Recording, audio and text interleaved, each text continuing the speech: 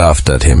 They ignored him. Some even looked at him with disgust. To them, he was just another poor man who didn't belong in their world. But they had no idea who he really was. And when a quiet maid stepped forward with one simple act of kindness, everything changed forever. Before we begin, if you love powerful kindness stories that touch your heart, please subscribe to Kindness Lights, like this video, and comment where you're watching from. Your support helps us share more inspiring stories like this one. Now, let's begin. Ethan Carter was one of the richest men in America. He had built a massive technology company from nothing, starting in his college dorm room, and turning it into a global empire. His name appeared in business magazines, and his face had been on television more times than he could count. But lately, something had been bothering him.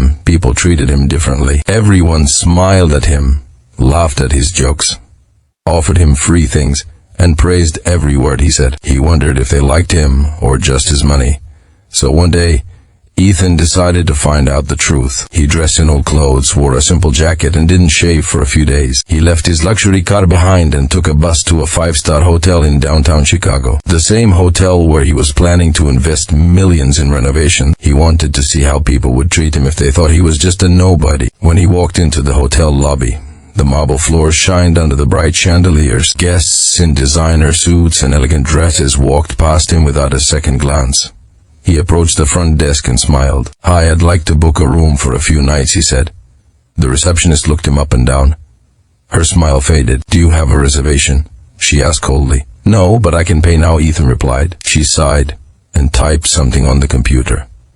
"Our standard rooms are expensive. Are you sure you can afford it?" she said, her voice sharp. Ethan nodded. "Yes." She slid a paper toward him but didn't meet his eyes. "Fill this out. We'll see what we can do." As he stepped aside to complete the form, he noticed people staring. A man in a suit whispered to his wife, "Why is someone like that in this place?" The wife pulled her purse closer, as if Ethan were dangerous. It hurt more than he expected. He sat on a couch in the lobby to wait. Minutes passed, and no one called him. Guests walked by, some smirking, some ignoring him completely. Then he saw her, a young maid, maybe in her mid-20s, pushing a cleaning cart across the lobby. She had brown hair tied neatly back, and her uniform was simple and clean. She looked tired, but her eyes were kind. She noticed Ethan sitting alone and hesitating. Then she walked over. "Hello, sir," she said softly. "Are you waiting to check in?" "Yes," Ethan replied. "I think they forgot about me." She frowned slightly. "That's not right. Please wait here. I'll talk to the front desk." Ethan was surprised. No one else had cared. She walked to the receptionist and spoke quietly. The receptionist rolled her eyes but eventually nodded and called Ethan's name. "Mr. Carter," the receptionist said, still sounding uninterested. "You can come now." Ethan walked over, and the maid gave him a small smile. "Good luck," she whispered. He filled out the paperwork and paid with a credit card that didn't reveal his identity. The receptionist handed him a key, but didn't say much else. As he walked toward the elevator, the maid returned to her cart. He watched her quietly as she continued working, humming a soft tune.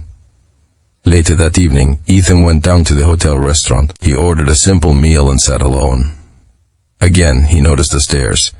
The waiter barely spoke to him and seemed rushed. After dinner, he returned to the lobby and saw the maid again. She was wiping the glass doors. He walked up to her. "Hi," he said gently. "Thank you for helping me earlier. My name is Ethan." She smiled. "I'm Lily." "Why did you help me?" he asked. "You didn't have to." Lily shrugged. "Everyone deserves kindness. Sometimes people just need someone to notice them." Her words hit him hard. They talked for a few minutes. Lily told him she worked 2 jobs to help her mom pay medical bills. She dreamed of going to college one day but couldn't afford it yet. "But I try to stay positive," she said. "Kindness is free, you know, and it makes the day easier." Ethan nodded, feeling something warm in his chest. The next morning, Ethan walked into the lobby dressed the same way. He saw the same cold looks, the same judgment, but Lily greeted him with a bright smile. "Good morning, Ethan," she said. "Did you sleep well?" "Yes, thank you," he replied. That afternoon, he sat in the lobby and listened to people talk about wealthy investors coming to the hotel next week. The staff seemed excited. He smiled to himself. That evening, he invited Lily to sit with him during her break. "I want to ask you something," he said. "Sure," Lily replied. "Do you think rich people and poor people should be treated differently?" She thought for a moment. "I think people should be treated kindly, no matter what," she said. "Money doesn't tell you who someone really is." Ethan felt his eyes sting. The next day, everything changed. Ethan returned to the lobby, but this time he was wearing a tailored suit. His hair was neatly styled, and a luxury car dropped him off at the entrance. The same people who ignored him before suddenly stared in shock. The receptionist's eyes widened. "Mr. Carter? Welcome back, sir," she said nervously. Hotel managers rushed toward him, shaking his hand, offering drinks, apologizing for any inconvenience. Guests who had whispered about him before now smiled and nodded politely. Ethan walked past them all and looked for Lily. He found her near the front desk, holding her cleaning supplies. She froze when she recognized him. You're the man from before?" She whispered. "Yes," he said softly. "I'm the investor everyone is talking about." Her eyes widened, but she didn't look excited about the money. She looked confused. "I wanted to see how people would treat me if they thought I was poor," Ethan explained. "Most people ignored me. Some judged me. But you were kind." Lily looked down. "I just did what felt right." Ethan turned to the hotel manager. "I'd like everyone here to meet Lily," he said loudly. The lobby went silent. "She treated me with kindness when no one else would, and because of her, I've decided to fund a full scholarship for her education and help her family with their medical bills." Gasps filled the room. Lily covered her mouth, tears in her eyes. I don't know what to say," she whispered. "Just keep being kind," Ethan said. "The world needs more people like you."